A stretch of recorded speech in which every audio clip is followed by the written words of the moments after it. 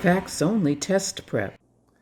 Welcome to Facts Only Test Prep. We're called Facts Only because we give you everything you need and nothing you don't when it comes to the SAT. So please enjoy the next video. Long division of polynomials. This is another video that really gives you a chance to steal late points in the test. It's where scary looking questions show up and they have really easy answers. This isn't going to give you a 100-point increase, but it might give you the last 10 to 20 points that you need to get you into the school of your choice. By the way, I'm not wearing makeup today. That's because my producer is also my makeup person. She hurt her back, and so we're doing the best we can. My right eye is dark because I used to coach boxing, not well enough apparently because one of my students punched me in the face, although maybe very well, and he just hit me that hard. The rest of me looks like this because I'm a teacher, and that's what happens to us.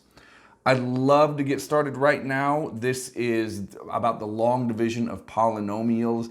You'll see what I'm talking about in a moment. Really simple solution to a difficult problem. Here's what you're going to need to follow along today. You need Test 2, Section 3, number 15, and Test 6, Section 3, number 12. Pause the video, go to factsonlytestprep.com, click on those links if you have to. Let's get started. I'm gonna begin with a very simple, like a 4th grade long division question, just so you're familiar with all the steps that we're going through.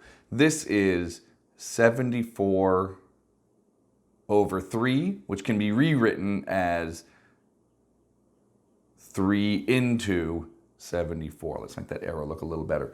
So the way that we long divide this, and I learned this in 4th grade, divide, multiply, subtract, and bring down. That's the division rap that I learned from Mrs. Smith in 1989. We see how many times 3 goes into 7, and that is 2. Don't you feel smarter already?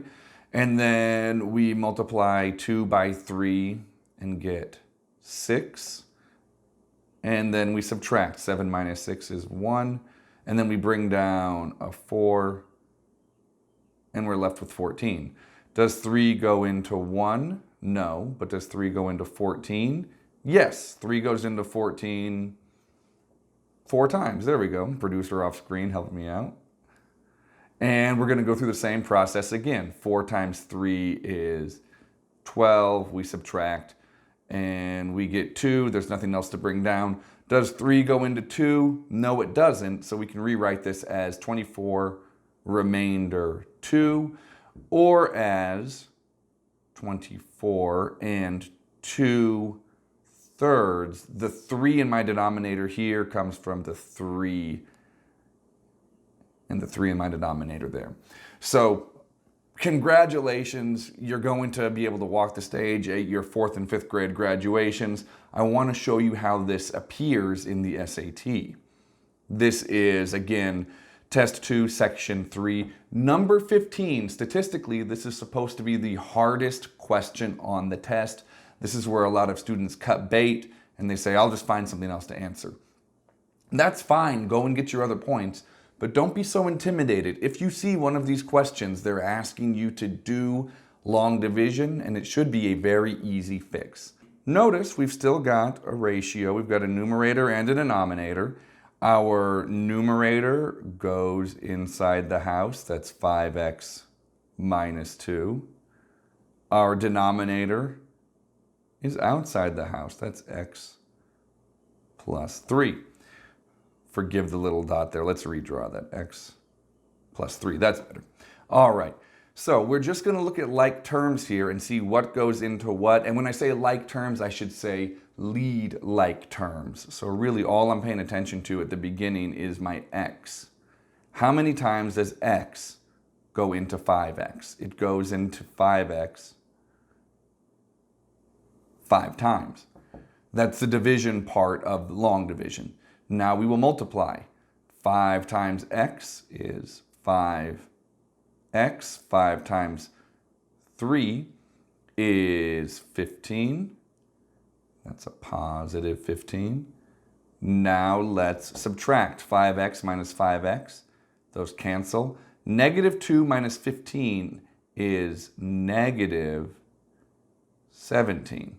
Again, I'm going to look at my lead term. Does x go into negative 17? No, it doesn't. So this is 5 remainder negative 17. Notice that none of our answer choices are in this format.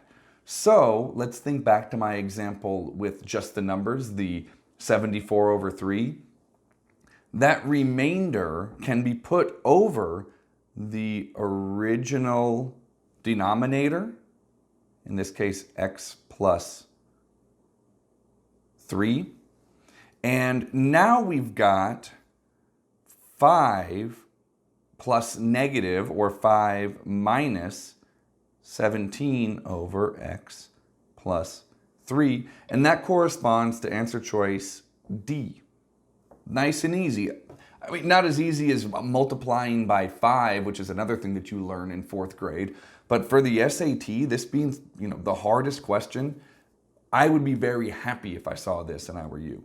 Let's try one more for practice. This is test number 6, section 3, number 12. Again, we've got the numerator in the house, 4x squared plus 6x. And the denominator is outside of that, 4x plus 2. And pause the video, see if you can do this on your own. Here we go. Again, lead terms only, 4x. How many times does that go into 4x squared? That goes into 4x squared x times, because 4x times x is 4x squared. So that's the division part of divide, multiply, subtract, bring down. Now we will multiply x by each of these terms. X times 4x is 4x squared. We want that. X times 2 is 2x. That's a positive 2x. Now we will subtract 4x squared minus 4x squared. That cancels. 6x minus 2x is 4x. All right, we got more steps because 4x does go into 4x one time, positive 1 times. And so we'll now multiply 1 times 4x and 1 times 2, and that's still a positive 2. Now we'll subtract 4x minus 4x is 0, those cancel. We're going to subtract 2 from this set of terms up here. If you want to think of this as 4x plus 0, when we subtract 2 from 0, we end up with negative 2. That's our remainder. So what we have is x plus 1 with a remainder of negative 2, or minus 2 over our denominator, which is 4x plus 2. And that corresponds to answer choice D. Again, I know there's a lot of x's moving around. I know there's a lot of calculation involved in this. Think of it first of all as 4th grade math. Practice this. Practice these 2 questions, because this is the only way I've seen this kind of question asked. If you see something like this on the test, it will be late, meaning these are hard points to come by, and it will be easily executable in exactly this way. Good luck, everybody. Hey, thanks for watching, everybody. Make sure that you like us and subscribe and hit the notification bell. That way you'll get information on the new videos as soon as they're available. It helps us a lot. Also, visit us at factsonlytestprep.com. That's where you'll find links to the tests that I use in my lessons, along with some other resources that we prepared for you.